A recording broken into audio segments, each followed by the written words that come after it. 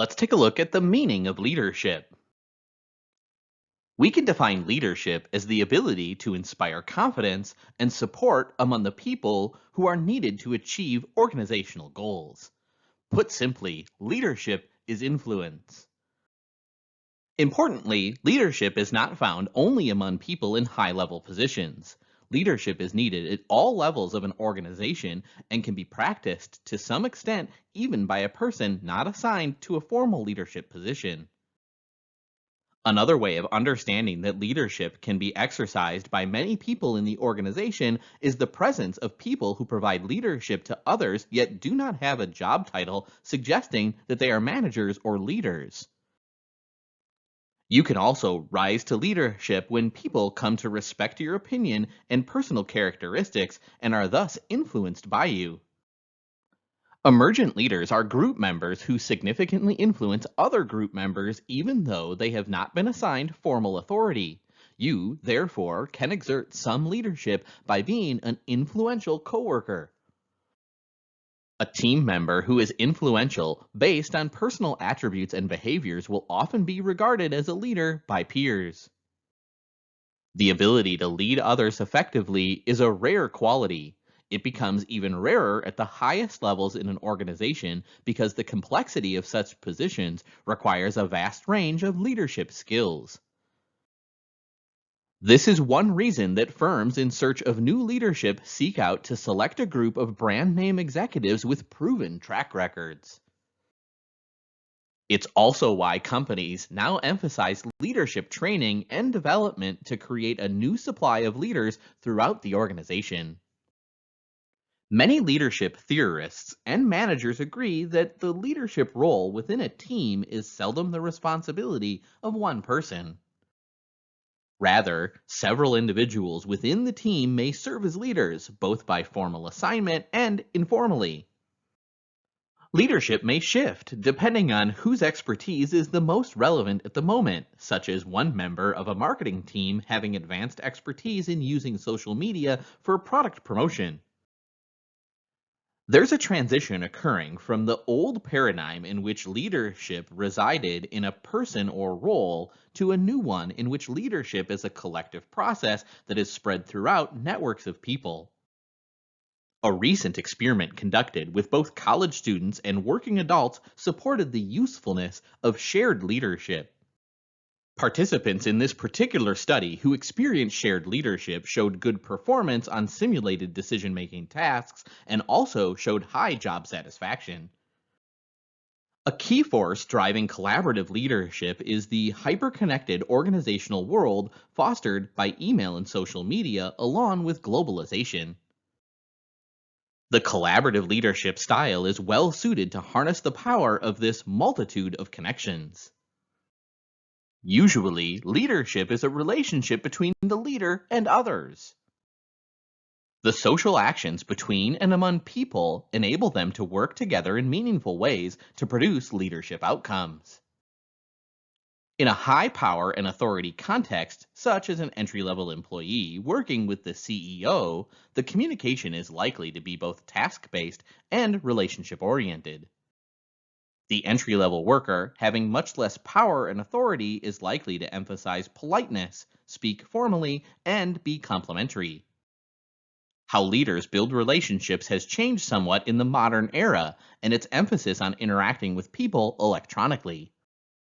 It's common practice for leaders to give recognition and praise via email or on a posting on the company's social media site, or public social media sites such as Facebook or Twitter. Creativity comes from spontaneous meetings and random discussions. In addition to sparking innovation, the face-to-face encounters help develop relationship. To understand leadership, it's important to grasp the difference between leadership and management. We get a clue from the standard conceptualization of the functions of management: planning, organizing, directing, which is leading, and controlling. Leading is a major part of a manager's job, yet a manager must also plan, organize, and control. Broadly speaking, leadership deals with the interpersonal aspects of a manager's job, whereas planning, organizing, and controlling deal with the administrative aspects. Leadership deals with change, inspiration, motivation, and influence. If these views are taken to their extreme, the leader is an inspirational figure, and the manager is a stodgy bureaucrat mired in the status quo. But we must be careful not to downplay the importance of management. Effective leaders have to be good managers themselves or be supported by effective managers. John O'Leary, a leadership development specialist, investigated whether leaders and managers really carry out different activities. His method was to conduct interviews of 8 experienced leaders in business, government, and college sports. O'Leary's general finding was that leaders and managers tend to have a different focus on the same set of activities. One finding was that managers delegate largely as a method of increasing efficiency. In contrast, leaders delegate as an approach to empowerment. Another key finding was that leaders focus more on people and managers focus more on results. An assumption underlying the study of leadership is that leaders affect organizational performance. The highest level leaders make the same assumption. A frequent anecdote to major organizational problems is to replace the leader in the hope that a newly appointed leader will reverse performance problems. The idea that leaders actually influence organizational performance and morale is widely believed, and there's been a moderate amount of research and opinion that deals with this issue. How leaders impact organizational or unit performance is the essential subject. For example, good results are attained by developing teamwork and formulating the right strategy. In contrast to the previous argument, the anti-leadership argument holds that the impact of the leader on organizational outcomes is smaller than the impact of forces within the situation. To personalize this perspective, imagine yourself appointed as the manager of a group of a highly skilled investment team of bankers. How well your group performs could be attributed as much to their talent and economic conditions as your leadership. At times, incompetent leadership can be counterbalanced by certain factors in the work situation. Under these circumstances, leadership itself is of little consequence to the performance and satisfaction of team members. According to this viewpoint, many organizations have substitutes for leadership. Such substitutes are factors in the work environment that provide guidance and incentives to perform, making the leader's role almost superfluous. When members of a cohesive, highly trained group are focused on a goal, they may require almost no leadership to accomplish their task. Employees who are engaged in the work they find strongly self-motivating or intrinsically satisfying require a minimum of leadership.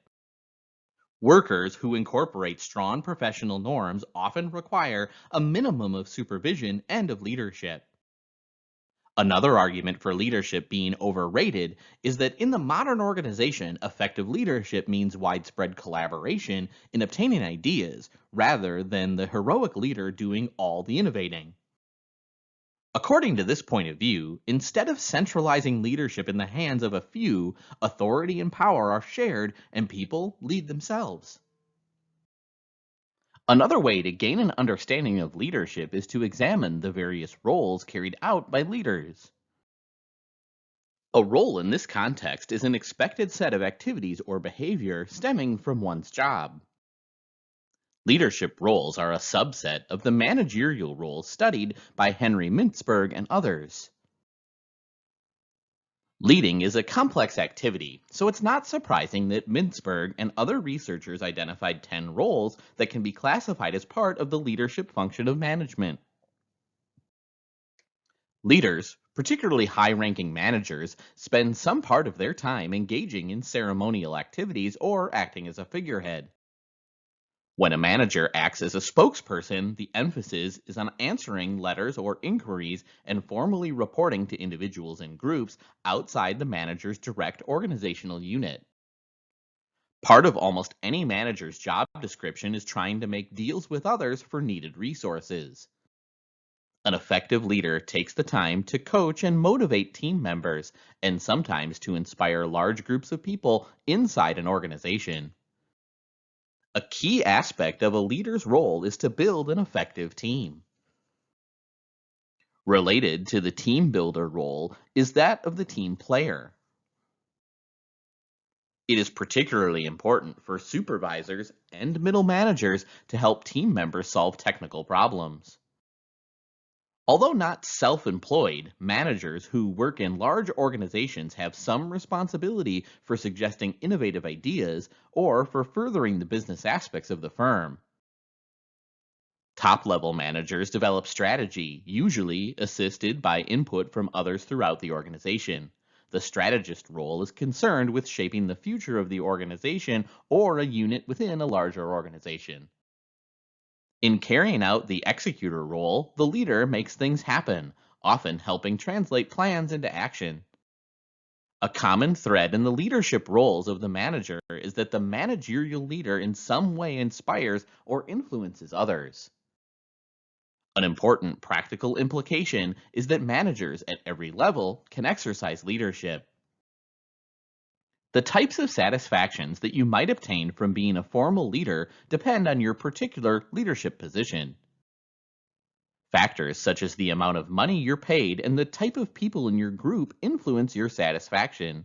Leaders often experience 7 sources of satisfaction. Being a leader automatically grants you some power.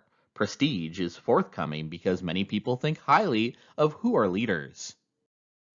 A leader works directly with people, often teaching them job skills, serving as a mentor, and listening to personal problems. Part of a leader's job is to help other people become managers and leaders. Leaders in general receive higher pay than team members, and executive leaders in major businesses typically earn several $1 million per year.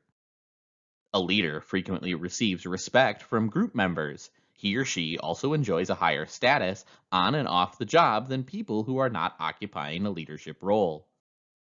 Obtaining a leadership position is a vital first step for career advancement in many organizations. Staff or individual contributor positions help broaden a person's professional experience, but most executives rise through a managerial path. A side benefit of being a leader is that you receive more inside information. As a manager, you might be invited to attend management meetings where you're given information not passed along to individual contributors. A leader is often in the position of helping to provide judgment on financial matters and prepare department budgets and authorize expenses. About 1 out of 10 people in the workforce is classified as a supervisor, administrator, or manager. Not every one of these people is a true leader. Yet the problems these people experience often stem from the leadership positions of their job. Many individual contributors refuse to accept a leadership role because of the frustration they've seen leaders endure. These frustrations include the following. People in leadership jobs are usually expected to work longer hours than other employees, often 55 and up to 80 hours per week. Such unpaid hours are called casual overtime. Many leaders face an enormous amount of pressure to either perform or be fired. Executive leaders are often expected to make the company profitable by slashing costs, boosting sales, paying down debt, and improving operation. People in managerial positions often complain that they're held responsible for things they cannot control. As a leader, you might be expected to produce high quality service with too small a staff and no authority to become fully staffed. The higher you rise as a leader, the lonelier you'll be in a certain sense. Leadership limits the number of people in whom you can confide. A major frustration facing a leader is the number of human resource problems requiring action. This is an essential part of the job, and often the lower your leadership position, the more such problems you face.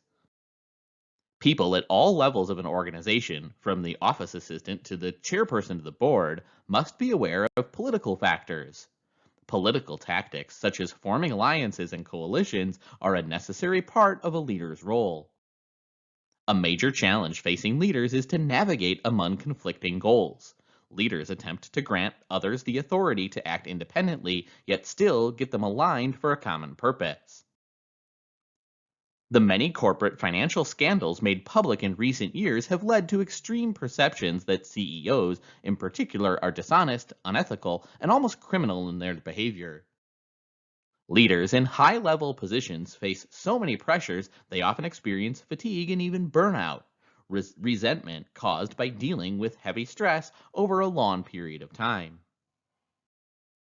Many different theories and explanations of leadership have been developed because of the interest in leadership as a practice. Several attempts have been made to integrate the large number of leadership theories into one comprehensive framework. The framework suggests that the leadership process is a function of the leader, group members or followers, and situational variables. This model helps us to understand a leader or leadership effectiveness. It's a combination of leadership characteristics and behavior, group leadership characteristics and behavior, and context characteristics and behavior. At the left side of the framework, leadership effectiveness refers to attaining desirable outcomes such as productivity, quality, and satisfaction in a given situation. In the left box, leader characteristics refers to the inner qualities such as self-confidence and problem-solving ability that help a leader function effectively in many situations. A leader behavior and style refers to the activities engaged in by the leader that relate to his or her effectiveness. A leader who frequently coaches group members, for example, might be effective in many circumstances. Group member characteristics refers to the attributes of group members that could have a bearing on how effective the leadership attempt will be. Intelligent and well-motivated group members, for example, help the leader to do an outstanding job. The internal and external environment also influences leadership effectiveness. A leader in a culturally diverse environment, for example, will need to have multicultural skills to be effective. A leader interacts with group members one at a time and also with the group. At the same time, leadership takes place in the context of the organization and the external environment. A recently developed integrative process model of leadership provides two implications for this framework. The first implication is that the context influences leadership at any given moment. The second implication is that leadership is a process with intrapersonal and interpersonal mechanisms or modes of transmission. The intrapersonal mechanisms include the leader's traits and emotions. Among the traits are cognitive skills and personality factors that influence leadership effectiveness. Leadership skills are in high demand. Executives who recruit candidates for high-level management jobs list leadership skills as the top attributes they want. You can develop leadership skills following a general learning model. Let's take a look at it. Conceptual information and behavioral guidelines drive development, as well as conceptual information demonstrated by examples of leaders in action. Experiential exercises also lead to development, while feedback on skill utilization from others is critically important. Be intentional as you begin developing your leadership skills. To be an effective leader, one needs good followers. About 70 to 90% of all work in organizations is performed by people in follower roles. The term followers suffers from political incorrectness, yet it's a neutral term as used by leadership researchers. Followership has become so important that some organizations offer training in the subject. Training in followership often focuses on how to take responsibility for shared goals, being a self-starter, and providing constructive feedback to leaders when they make mistakes. In some high-risk occupations, such as an airplane crew member, followership skills are so important that formal training in this behavior is a formal requirement. Most of the topics in our study of leadership are aimed at inspiring, motivating, and influencing group members to achieve organizational goals. It is valuable to focus on three key aspects of being an effective group member: types of followers, characteristics of productive followers, and the importance of collaboration. A major challenge in being a leader is to recognize that followers differ substantially in talent and in motivation. Similarly, a challenge in becoming an effective follower is to understand your basic approach to being a group member. There's a simple typology that explains how followers differ from one another. At one end of a continuum is feeling and doing nothing. At the other end is being passionately committed and deeply involved. Isolates are completely detached and passively support the status quo by not taking action to bring about changes. They don't care much about the leaders and they just do their job without taking an interest in the overall organization. Isolates need coaching, yet sometimes firing them is the only solution. Bystanders are free riders who typically are detached when it fits their self interests. At a meeting, a bystander is more likely to focus on the refreshments and taking peeks at his or her personal text messages. Bystanders have low internal motivation, so the leader has to work hard to find the right motivators to spark the bystander into action. Participants show enough engagement to invest some of their own time and money to make a difference, such as taking the initiative to learn new technology that would help the group. Participants are sometimes for and sometimes against the leader and the company. The leader has to review their work and attitudes carefully to determine whether or not the participant is being constructive. Participants have also been regarded as active followers, or those who make a major contribution to the mission of the group. Activists are considerably engaged, heavily invested in people and processes, and eager to demonstrate their support or opposition. They feel strongly, either positively or negatively, about their leader and the organization and act accordingly. An activist might be enthusiastic about reaching company goals, or so convinced that the company is doing the wrong thing that he or she blows the whistle. The leader has to stay aware of whether the activist is for or against the organization. Diehards are super engaged to the point that they are willing to go down for their own cause, or willing to oust the leader if they feel that he or she is headed in the wrong direction. Diehards can be an asset or a liability to the leader. Diehards have an even stronger tendency to be whistleblowers than do activists. Leaders have to stay in touch with diehards to see if their energy is being pointed in the service of the organization. The categorization of followers highlights the challenging role of a leader. Not everybody in the group is eager to collaborate towards attaining organizational goals. Effective followers share four essential qualities. The key to being a good follower is to think for oneself and to work well without close supervision. Effective group members see themselves as being capable as their leaders. Effective followers are committed to something beyond themselves, be it a cause, product, department, organization, idea, or value. To a committed group member, the leader facilitates progress towards achieving a goal. Effective followers build their competence and focus their efforts for maximum impact, mastering skills that will be useful to the organization. Less effective group members rarely take the initiative to engage in training and development. Effective followers establish themselves as independent, critical thinkers and fight for what they believe is right. A good follower, for example, might challenge the company's policy of taking 90 days to make good on accounts payable. Another way of framing the qualities of effective followers is to say that followers display the personal characteristics and qualities of a leader. Although leaders cannot be expected to change the personalities of group members, they can take steps to encourage these qualities. Interventions such as coaching, empowerment, supportive communication, and frequent feedback would support effective followership. A key role for followers is to collaborate with leaders in achieving organizational goals, as reflected in the emphasis on collaborative leadership.